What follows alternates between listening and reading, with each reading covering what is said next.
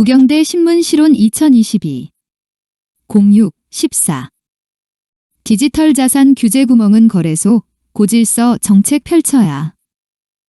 새 정부가 출범하면서 암호화폐 시장의 기대감도 높아졌다. 윤석열 정부가 인수위원회 때부터 디지털 자산 기본법을 통한 암호화폐 진흥을 일정 부분 약속했기 때문이다. 지난 한 해 뜨거웠던 암호화폐 시장은 침체기에 빠져 개미 투자자들이 힘들어하고 있다.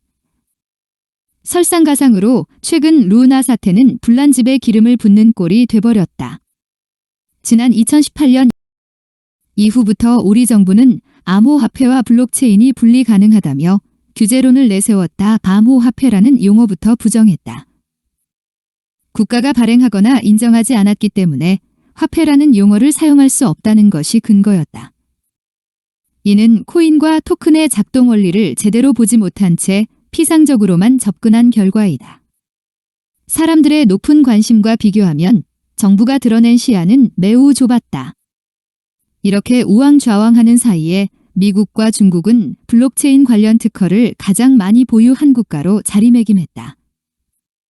그리고 미국, 캐나다, 스위스, 싱가폴 등에서 개발이나 투자를 주도한 코인과 거래소가 세계 시장을 지배하고 있다. 나아가 엘살바도르와 중앙아프리카 공화국은 비트코인을 법정화폐로 채택했다. 정책 당국이 블록체인에 대해 유연한 접근을 취하면 기존에 보지 못했던 새로운 시장과 산업이 눈에 들어오게 된다. 가장 먼저 비트코인과 이더리움 클래식 등 채굴 기반의 작업 증명 방식, 파오, 프루프 오브 워크, 암호화폐는 에너지 산업과 하드웨어, 시장으로 이어진다. 그리고 지분 증명, POS, 암호화폐는 디지털 신원 인증과 정보보안 산업 등과 연결된다.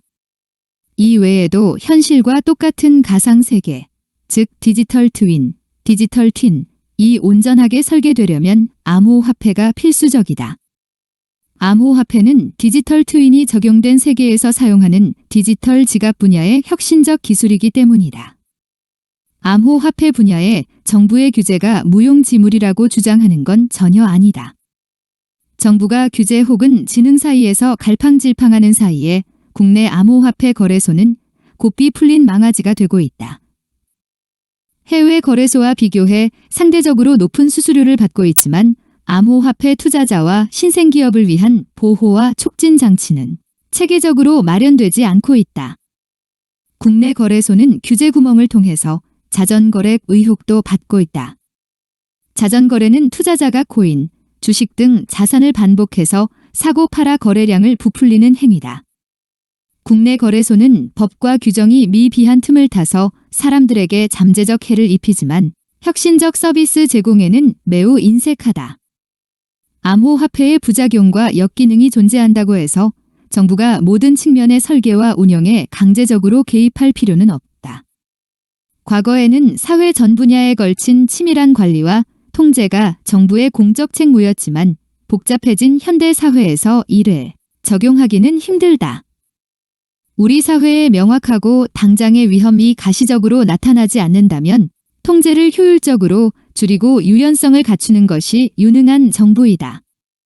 나무가 아닌 숲을 봐야 하듯이 고질서, 하이오어더 전략이 필요하다. 암호화폐는 신생기술이자 시장이고 산업 분야이다. 따라서 정책당국은 다양한 이해관계자들로 구성된 제도적 행위자와 환경적 맥락을 핵심 축으로 상정해야 한다. 이러한 축을 기준으로 활동하는 지식 생산자, 시장 참여자, 규제 담당자 등의 3중 상호작용이 발생한다. 중요한 것은 정책의 일관성이다. 여러 경계에 걸친 혁신 시스템의 일관성이 유지돼야 새로운 행위 주체가 추가되면서 산업의 역동성이 발생하기 때문이다.